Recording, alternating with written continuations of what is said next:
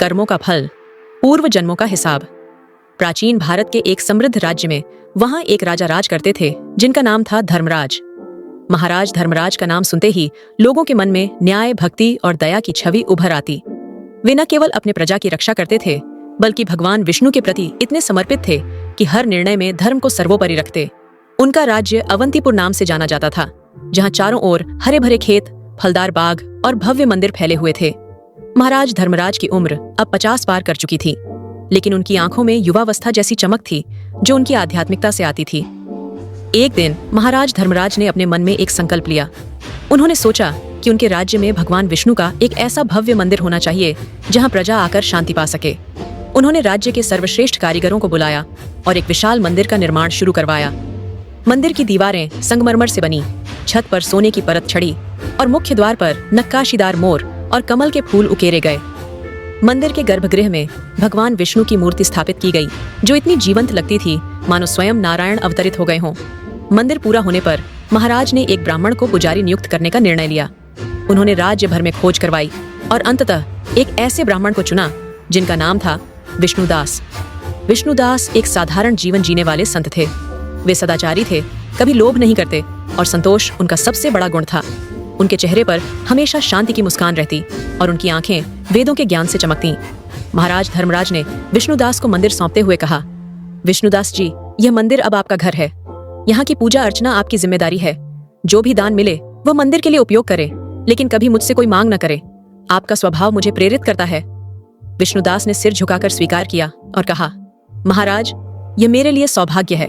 मैं केवल भगवान की सेवा करूंगा, बाकी सब उनकी इच्छा पर निर्भर है। इस तरह वर्ष बीतते गए। विष्णुदास हर सुबह मंदिर में घंटियां बजाते, आरती करते और भक्तों को आशीर्वाद देते। महाराज धर्मराज अक्सर मंदिर आते और विष्णुदास के साथ धर्म चर्चा करते। दोनों के बीच एक गहरा सम्मान था। विष्णुदास कभी राजा से कोई याचना नहीं करते और राजा उनके इस त्याग पर प्रसन्न रहते। इसी बीच महाराज धर्मराज के जीवन में एक खुशी का पल आया। उनकी रानी, जो देवी लक्ष्मी जैसी सुंदर और गुणी थी, ने एक पुत्र को जन्म दिया। पुत्र का नाम रखा गया युवराज विक्रमादित्य। पूरा राज्य उत्सव में डूब गया। ढोल नगाड़े बजे, मिठाइयां बांटी गईं और मंदिर में विशेष पूजा हुई। विष्णुदास ने भगवान विष्णु से प्रार्थना की कि युवराज विक्रमादित्य धर्मराज की तरह ही न्यायप्रिय बने। युवराज विक्रमादित्य बड़े होते गए। महाराज ने उन्हें सर्वश्रेष्ठ गुरुकुल में भेजा, जहां वे वेद, शास्त्र, युद्ध कला और राज्य शास्त्र सीखे। विक्रमादित्य न केवल विद्वान बने बल्कि उनकी सुंदरता भी अपार थी। लंबा कद, गोरा रंग और आंखें जो सूर्य की किरणों जैसी चमकती।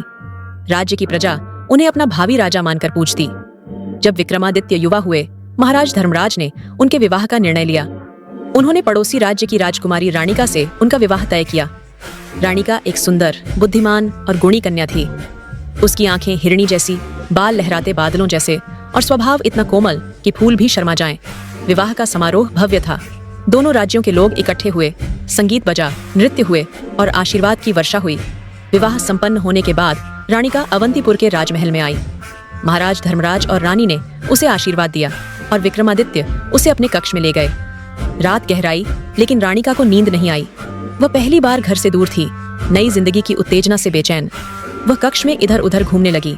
कक्ष में चारों ओर रेशमी पर्दे, सोने की अलमारियां और दीवारों पर चित्रकारी थी। विक्रमादित्य गहरी नींद में सो रहे थे। अचानक रानिका की नजर विक्रमादित्य के पलंग के पास रखी एक तलवार पर पड़ी। तलवार की मूठ पर हीरे जवाहरात जड़े थे जो चंद्रमा की रोशनी में चमक रहे थे। उत्सुकता से रानिका ने तलवार को म्यान से निकालना चाहा। जैसे ही उसने तलवार बाहर निकाली, उसकी तीक्ष्ण धार बिजली की तरह चमकी। रानिका डर गई। उसके हाथ कांपे और तलवार छूटकर सीधे विक्रमादित्य की गर्दन पर गिर पड़ी। खून की धारा बह निकली। विक्रमादित्य का सिर धड़ से अलग हो गया। रानिका स्तब्ध रह गई। वह चीखी, लेकिन आवाज गले में अटक गई। वह रोने लगी। हे भगवान, यह क्या हो गया? मुझसे यह अनजाने में कैसे हो गया? मेरे पति की मौत मेरे ही हाथों। वह शोक में डूब गई। विचारों का तूफान आया। अगर किसी को पता चला तो उसके माता पिता, सास ससुर पर कलंक लगेगा। कोई विश्वास नहीं करेगा कि यह दुर्घटना थी। पूरी रात वह खुद को बचाने के तरीके सोचती रही। सुबह होने से पहले मंदिर का पुजारी विष्णुदास राजमहल के बाहर स्थित प्राचीन कुएं पर स्नान करने आया। वह हर रोज की तरह मंत्र जपते हुए आया। रानिका ने उसे देखा। उसने एक योजना बनाई। वह जोर जोर से विलाप करने लगी। मेरे पति को किसी ने मार डाला, कोई मदद करो। उसकी चीख सुनकर सेवक जागे। प्रजा इकट्ठी हुई और महाराज धर्मराज भी दौड़े आए। वे कक्ष में पहुंचे तो विक्रमादित्य का शव देखकर स्तब्ध रह गए। ये कैसे हुआ? किसने मेरे पुत्र को मारा? महाराज ने रोते हुए पूछा। रानिका ने आंसू बहाते कहा, महाराज, मैं नहीं जानती कौन था, लेकिन मैंने उसे ठाकुर जी के मंदिर की ओर जाते देखा। वह रात में आया, तलवार से वार किया और भाग गया। महाराज का दिल टूट गया। वे तुरंत सैनिकों के साथ मंदिर की ओर दौड़े। वहां विष्णुदास पूजा कर रहे थे, घंटियां बजा रहे थे। लोगों ने उन्हें पकड़ लिया। तूने राजकुमार को क्यों मारा? उन्होंने चिल्लाया। विष्णुदास हैरान रह गए। महाराज, मैंने कुछ नहीं किया। मैं तो कभी राजमहल नहीं गया। बिना साक्ष्य के दोष लगाना अधर्म है। महाराज सोच में पड़ गए। हो सकता है विष्णुदास निर्दोष हों, लेकिन भीड़ उत्तेजित थी। यह ब्राह्मण दोषी है, दंड दो, वे चिल्लाए। महाराज ने विष्णुदास से कहा, विष्णुदास जी, आपने वर्षों सेवा की है, मैं आपको मृत्युदंड नहीं दे सकता, लेकिन जिन हाथों से आपने मेरे पुत्र को मारा, उन हाथों को काटने का आदेश देता हूँ। विष्णुदास चीखे, लेकिन सैनिकों ने उनके दोनों हाथ काट दिए। दर्द असहनीय था। विष्णुदास रोते हुए बोले, महाराज, आप अधर्म कर रहे हैं, मैं निर्दोष हूँ। लेकिन महाराज शोक में अंधे हो चुके थे। विष्णुदास दुखी होकर शहर छोड़कर चले गए। वे सोचते रहे, बिना अपराध के यह दंड क्यों? विष्णुदास दूसरे नगरों में भटकते रहे। वे एक विद्वान ज्योतिषी की खोज में थे, जो उनके हाथ कटने का कारण बता सके। लोगों ने बताया कि काशी में एक महान ज्योतिषी विद्यानंद रहते हैं, जो कर्मों की गुत्थियां सुलझाते हैं। विष्णुदास काशी पहुंचे। विद्यानंद का घर गंगा के किनारे था, जहां साधु महात्मा आते जाते रहते। जब विष्णुदास पहुंचे, विद्यानंद बाहर गए हुए थे। उनकी पत्नी कल्याणी ने दरवाजे पर ही विष्णुदास को देखते हुए तीखे स्वर में कहा, अरे, और कौन आया है? क्या फिर से कोई मुसीबत लेकर आया है? मेरा पति तो सारा दिन लोगों की कुंडली देखकर थक जाता है और घर में कोई काम नहीं करता। निकम्मा कहीं का। विष्णुदास चुपचाप खड़े रहे। उनके कटे हुए हाथों से अभी भी दर्द की कंपकंपी आ रही थी। वे मन ही मन सोच रहे थे, मैं तो अपना दुख लेकर आया था, पर यहाँ तो पहले इनका दुख सुनना पड़ रहा है। तभी विद्यानंद लौटे। वे थके हुए थे, लेकिन चेहरे पर वही शांत मुस्कान थी। कल्याणी ने जैसे ही उन्हें देखा, फिर वही तीखी बातें शुरू कर दी। आ गए महान ज्योतिषी, कहाँ थे इतनी देर? क्या फिर किसी अमीर के यहाँ मोटी दक्षिणा लेकर आए हो? घर में एक दाना नहीं, और तुम्हें फक्र है अपनी विद्या पर। विद्यानंद ने कुछ नहीं कहा। वे चुपचाप अंदर आए, अपने आसन पर बैठे और हाथ जोड़कर विष्णुदास को प्रणाम किया। ब्राह्मण देव, आपका स्वागत है। इतनी दूर से आए हैं, थक गए होंगे। पहले जलपान लीजिए, फिर बात करेंगे। विष्णुदास ने सिर झुकाया। महाराज, मैं आपके दर्शन के लिए आया था, लेकिन पहले आप बताइए, आप इतने बड़े विद्वान हैं, आपकी पत्नी आपको इतने कटु शब्द क्यों कहती हैं? और आप चुप क्यों रहते हैं? कोई साधारण मनुष्य भी इतना अपमान सह नहीं सकता। विद्यानंद ने गहरी सांस ली। उनकी आंखों में एक गहरी समझ झलक रही थी। वे धीरे धीरे बोले, ब्राह्मण देव, यह अपमान मेरी पत्नी का नहीं है, यह मेरे ही पूर्व जन्म के कर्मों का फल है। जो भी हमारे जीवन में आता है, माता पिता, पुत्र पत्नी, शत्रु मित्र, सब हमारे कर्मों की देन है। हमने जो बोया है वही काट रहे हैं। कल्याणी मेरे कर्मों की अभिव्यक्ति है। मैंने उन्हें दोषी नहीं ठहराया, क्योंकि दोष मेरा है। मैं इसे क्रोध से नहीं, विनम्रता से भोग रहा हूँ। क्रोध से यदि मैंने उन्हें दोष दिया तो नया कर्म बनेगा और अगले जन्म में और कड़वा फल मिलेगा। इसलिए मैं चुप रहता हूँ, सहता हूँ और प्रतीक्षा करता हूँ कि एक दिन उनका हृदय भी बदलेगा। विष्णुदास की आंखें चौड़ी हो गईं। महाराज, आपने ऐसा कौन सा कर्म किया था? विद्यानंद ने अपनी आंखें बंद की, जैसे पिछले जन्म की स्मृति को ताजा कर रहे हों। फिर धीरे धीरे बोले, पिछले जन्म में मैं एक कौवा था और मेरी यह पत्नी कल्याणी उस जन्म में एक गद्दी थी। गद्दी की पीठ पर एक बड़ा फोड़ा हो गया था। उस फोड़े में कीड़े पड़ गए थे। दर्द से वह बेचैन रहती, कमजोर हो गई थी। मैं उस फोड़े के कीड़े खाने के लिए उसकी पीठ पर चोंच मारता। हर चोंच मारने पर वह दर्द से चीखती, कांपती और भागने की कोशिश करती, लेकिन वह कमजोर थी, भाग नहीं पाती। मैं फिर चोंच मारता। एक दिन मैंने जोर से चोंच मारी। मेरी चोंच उसके फोड़े से होकर रीढ़ की हड्डी में फंस गई। मैंने बहुत कोशिश की, लेकिन चोंच बाहर नहीं निकली। गद्दी ने सोचा कि यह कौवा जानबूझकर चोंच नहीं निकाल रहा। वह डर गई। उसने सोचा, यदि गंगा में कूद जाऊं तो पानी के भय से यह दुष्ट कौवा मुझे छोड़ देगा। वह गंगा में कूद गई। पानी का बहाव तेज था। हम दोनों बहते चले गए। अंत में गहरे पानी में डूबकर मर गए। गंगा माता की कृपा से इस जन्म में वह ब्राह्मणी बनी और मैं ज्योतिषी। अब वह मुझे गालियां देती है, अपमान करती है, लेकिन मैं जानता हूँ ये सब मेरी ही चोंच का दर्द है, जो अब शब्दों के रूप में लौट रहा है। एक दिन जब उसे सत्य का पता चलेगा, उसका हृदय पिघलेगा। तब तक मैं सहन करूंगा। विष्णुदास की आंखों में आंसू आ गए। उन्होंने कहा, महाराज, अब आप मेरी बात सुनिए।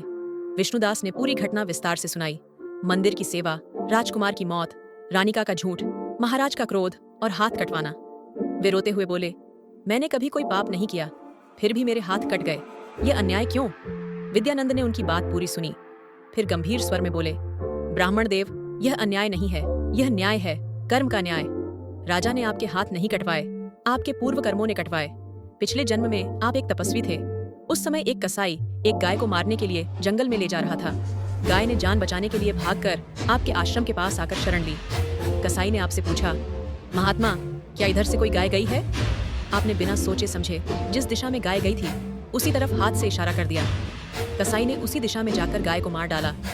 तभी एक शेर आया और कसाई और गाय दोनों को खा गया। उस एक इशारे ने 3 जीवों का संहार करवा दिया, गाय का, कसाई का और अप्रत्यक्ष रूप से शेर के भोजन का। इस जन्म में वही गाय राजकुमारी रानिका बनी, वही कसाई युवराज विक्रमादित्य बना, और आपका वह हाथ का इशारा आज आपके हाथ कटने में फलित हुआ। रानिका के हाथ से तलवार फिसली और राजकुमार की गर्दन कटी, ठीक वैसे ही जैसे कसाई ने गाय की गर्दन पर प्रहार किया था। कर्म का चक्र पूरा हुआ, फल भोग लिया गया। अब वह कर्म निवृत्त हो गया। विष्णुदास स्तब्ध रह गए। उनके कटे हुए हाथ हवा में लटक रहे थे। वे धीरे धीरे बोले, महाराज, तो सब मेरे ही कर्म थे। राजा अधर्मी नहीं थे, मैं निर्दोष नहीं था। मेरे मन में उस समय जो भाव था, यह तो बस एक साधारण सवाल है, क्या हर्ज है बताने में? वही भाव पाप बन गया। मैंने एक निर्दोष जीव की रक्षा नहीं की। विद्यानंद ने उनका कंधा थपथपाया, हालांकि हाथ नहीं थे लेकिन भाव से। हाँ ब्राह्मण देव, कर्म केवल हाथ पैर से नहीं होते, कर्म मन से, भाव से, वाणी से, इशारे से भी होते हैं। आपका इशारा छोटा था लेकिन उसमें एक जीव की मृत्यु छिपी थी। अब आप समझ गए। अब शोक मत करो। अब से जो भी करोगे सोच समझकर, दया से, सत्य से करो, क्योंकि आज का कर्म कल का फल बनता है। विष्णुदास की आंखों से आंसुओं की धारा बहने लगी। वे दोनों कटे हुए अंकों को आकाश की ओर उठाने की कोशिश करने लगे, जैसे भगवान को धन्यवाद दे रहे हों। महाराज, अब मेरे मन में कोई शिकायत नहीं, न राजा से, न रानिका से, न दुनिया से। सब मेरे कर्मों का फल था। मैं अब से केवल अच्छे भाव रखूंगा, दया करूंगा, सत्य बोलूंगा और किसी के प्रति द्वेष नहीं पालूंगा। विद्यानंद मुस्कुराए। यही ज्ञान है, यही मोक्ष का मार्ग है। जाओ, अब तुम्हारे हाथ भले कटे हों लेकिन मन अब मुक्त हो गया। विष्णुदास वहां से लौटे। वे अब भी भटकते रहे लेकिन अब उनके चेहरे पर शांति थी। वे लोगों को यही संदेश देते, कर्म मन के भाव से जन्म लेते हैं। हर जीव पर दया रखो, सत्य को वाणी की शान बनाओ, द्वेष मत पालो, क्योंकि आज के किए कर्म कल का निर्धारण करते हैं। दोस्तों, ये कहानी हमें सिखाती है कि जीवन में जो भी होता है वह संयोग नहीं, कर्मों का फल है। छोटे से इशारे, छोटी सी लापरवाही भी बड़े दुख ला सकती है। इसलिए हर पल सजग रहो, अच्छे कर्म करो ताकि भविष्य सुंदर बने। कैसी लगी आपको ये कहानी? अच्छी लगी तो एक लाइक करते जाए। धन्यवाद।